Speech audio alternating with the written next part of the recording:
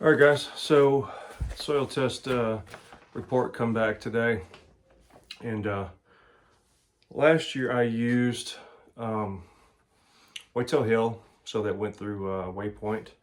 This year I used Whitetail Institute, and I don't know um, what service this went through. There are a few things here that really surprises me. So, question to you guys. Have you done soil tests in the past, back to back, with a different facility or lab, and come back and things didn't make sense? So I'm going to take, the one that made the least sense to me. And in the end, a lot of these just, some of the basics say the same things. But when I look at my back plot, and there is one small caveat here. Part of the plot is super thin soil. So last year's soil test included that, this year's did not. So last year CEC for this plot was 13.4. That would make it sound like it's heavy clay. It's honestly not. This year's CEC says 8.6. That's bizarre to me. The pH last year was 6.5. This year says it's 5.6. Awfully strange to me. When I start looking at some of the other stuff, the phosphorus comes back the same, super high. Potassium is low. There was a slight increase. I would have expected a little more of an increase with what I used for it. However, I'm still in the testing phase of that, so we will see. Calcium. This may even be a bigger shock than the overall pH, as the calcium is half of what it says it was last year. I can't imagine in a year that I would have lost that much calcium. Just for the history of the property, that doesn't make sense.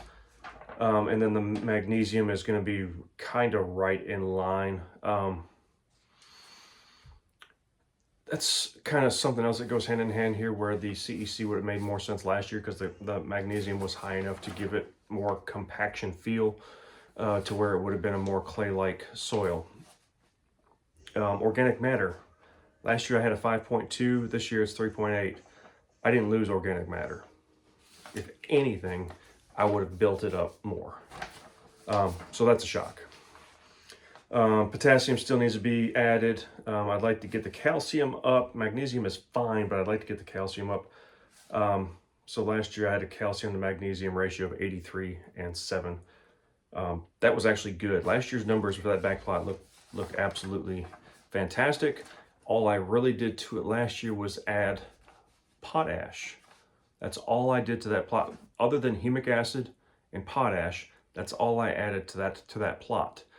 And the plot itself, once we got the rain, responded really well. Turnips blew up. I hadn't been able to hardly get any turnips in that plot, and they did fantastic. So having said all that, I am going to look at this from this year's soil sample, and go at it from the recommended rates. I hadn't planned to do it next year, but I will soil test again next year, and I'm probably going to go back to the Whitetail Hill, simply because I like that they put the saturation percentages in here, where Whitetail Institute does not give that. That is one area. Now I could do the math and figure it out. I don't want to do that. I like that they put that on this and spell it out clearly. The one thing I do like about Whitetail Institute is it does kind of spell out its recommendations on lime and fertilizer just a little better. That's one thing that I feel like they do a really great job of. But I wish they would go ahead and add these saturation percentages. So that's that. The front plot kind of made a lot more sense. Not perfect. The CEC went up. Don't really know how to explain that. Went from supposedly went from a 5.8 to a 6.3. I'm not understanding how that would have gone up. I did add magnesium to the plot. So maybe that could have something to do. That's a pretty big jump. Organic matter dropped 0.5%. Went from 3.9 to 3.4. I can't buy that with the rotation that I've got and everything that was planted. The organic matter should continue to rise. So again, soil test on this plot next year. Probably go back to the waypoint and Whitetail Hill test, because again, the saturation and all that, and I want to compare it. So that'll be a 2-year gap when I redo this again next year. So in this plot, one thing, so I really hit this front plot hard with, I hate to even go into this because I feel like there's something off here, but I'm going to say it just because I've got these two here. So the potassium I hit pretty good, and it did go up almost 20 parts per million. It's still low, still needs it, but it is showing better. Phosphorus went up. Don't know why. I didn't add a drop of phosphorus or a pellet of phosphorus to this plot. So again, soil test discrepancies, unless the biology of stuff is starting to release more of that from the limestone in the ground. I'm not smart enough to know if that's even possible at those numbers. Calcium, so the test last year was 637 parts per million. This year it's 738 parts per million. I hit that plot hard with Domain's elbow grease, which is a calcium carbonate. If these tests are anywhere accurate, you got to say that stuff worked. There's still a discrepancy in the overall pH though. pH is actually down this year. It is up, but it's 5.3 to 5.4. That's not enough of a jump for, I think I put around 3 gallons on this. So I think when it boils down to it, the price per does not allow for future uses of it as a permanent thing. I'm sure it was perfectly fine for a short period of time at the very beginning. Once it was sprayed, hit the ground, it did its thing, and plants were able to access it, utilize it, and whatnot. I don't think it's worthwhile. I'm going to use pelletized lime this year, maybe a calcitic lime on top of it.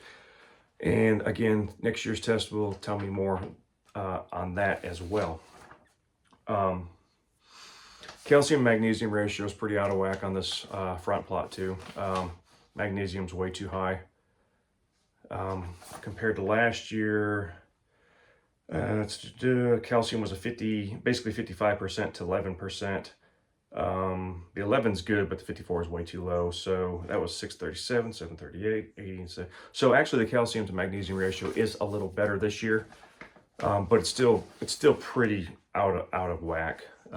I need to hit this harder with calcium, and not so hard. It does need a little magnesium, but it really needs a hard shot of calcium. So I'm just gonna keep, the only thing I can do is keep plugging at it. I'm going to continue to do my cycles of planting. I'm probably going to simplify it because I'm thinking too hard. Simple is so much easier, so much better. You start thinking too hard, you start trying to come up with all this stuff. Simple. The more and more I do my thing and listen to a lot of the big name people, I'm really starting to gravitate back towards Jeff Sturgis's with Whitetail Habitat Solutions, his process. There are still a few other things I like to do, but man, it's just, it's making more and more sense to have that buckwheat stand with the fine organic matter and not so much of these other ones that are starting to incorporate more and more sorghums, millets, and stuff like that. Those are good. I still want to use those, but I think if you get too much of that and you go too thick with stuff, you're going to cause a problem. And I thought I caused myself a problem last year because I used a Dirty Bird from Domain in my plots, and it come up great, looked freaking fantastic. But then when I went and laid it over and wanted to plant my fall plot, I was like, oh my goodness. I didn't think anything was going to come up through it. It was so thick. So that's the one bad thing about the millets and sorghums is the breakdown time is considerably high and long. It just takes too long. Even using these microbes that will help break down stuff faster, it's going to take too long. I would, if you're going to use sorghum, millets, and stuff like that in your soil builder, fine, perfect. Make sure it's limited. Sunflowers and stuff too. Most of the time, deer are going to kill your sunflowers. You're not going to get them to grow, but if you get them to grow, you don't want a surplus of those either. Sun hemp, I love it. If it gets too big and stocky, it can get 9 foot tall, and the stems are like, it's like bamboo. It's very tough, woody stem, but that does break down a little faster than like sorghum and millets and stuff like that. So buckwheat, I think is the way to go. And at least a heavy, very heavy-handed dose of that. And if your plots are big enough and you want to do like soybeans, lab, iron clay cowpeas and stuff, add that to the mix. Great, do that, and you can have some sorghum and sunflowers and sun hemp portulatus and stuff like that. Do that, but don't go heavy on the big grains unless you are planting that specifically later into the spring and summer to be up for your fall hunting. That's still a great plan.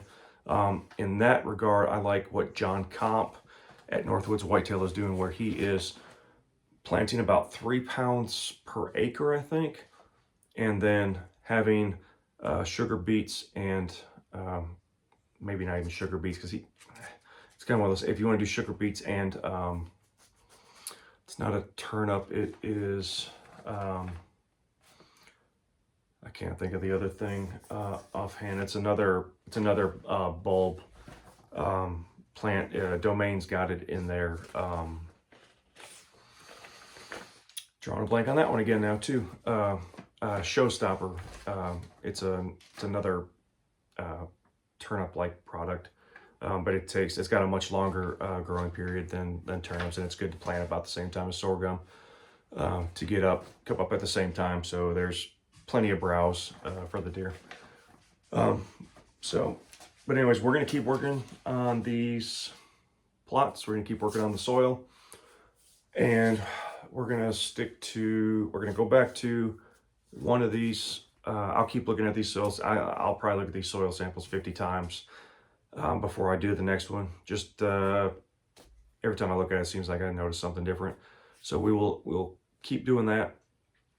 I'll choose one of them. Most likely it's going to be the Whitetail Hill at the Waypoint Analytics, and start comparing those using the same one, and try to figure out what's going on year to year, and just go from there. If you're looking at soil sample and stuff right now, ideally, your pH is one of the first things you need to go ahead and address. So seeing some people here now and then that are below 5, you got to get that up. Don't bother with the even if your soil sample comes back and says you're low on phosphorus, potash, and nitrogen, and magnesium, calcium. Magnesium can be addressed through a dolomite lime, but you definitely want to get that pH up, because if you don't get your pH up, none of the other stuff matters. So definitely get your pH, whether it's calcitic lime. If your soil samples call for calcitic lime, use the calcitic lime. It's a little, if you got big plots, you may have to get something in there. One of my buddies would just shovel it out of a trailer and sling it. Dolomite lime is usually pelletized. You can run it through a spreader. Dolomite's got the magnesium in, so you got if your soil test would tell you whether to use dolomite or calcitic lime. So follow that, because if you get too much magnesium, it'll compact your soil. And you know, as soon as you start compacting soil, your microbial activity can suffocate and die. So adding microbes and stuff to your soil may not make sense. There are other places online. I would recommend Soilworks LLC on YouTube to start looking at before you start paying the high dollars for microbes. Start following them and understanding the soil a little better, and how microbes work in the soil. If you've got, you know, a clay piece of ground out here, most of us aren't going to buy the tool that they talk about, but if you got a clay soil and you spray microbes on it, it's probably not doing anything, because if the soil's too tight and tough, you can't push this tool they call a penetrometer into. If it doesn't read between like 150, 200 pounds, your microbes are going to die. So that's it. I appreciate everyone checking in. We have released our Habitat Pocket video. Moving forward right now, may have some, I'm trying to get some deer to drop a shed out here, so we'll see when I'm looking at that. We have turkey season coming in about a month. We have food plot season in about a month. I'll be eyeing planting dates for that. And that's about it, but it's gonna get interesting, and we'll be watching these deer on camera. I've got cameras out now to kind of monitor shed drops, and I think the turkey season is going to take over here before too long, so hopefully I'll start hearing something gobble in the mornings. Time change this weekend, so that's a good thing. I'd love to see that daylight later. So anyway, I appreciate everyone checking in again, and we'll see you on the next one.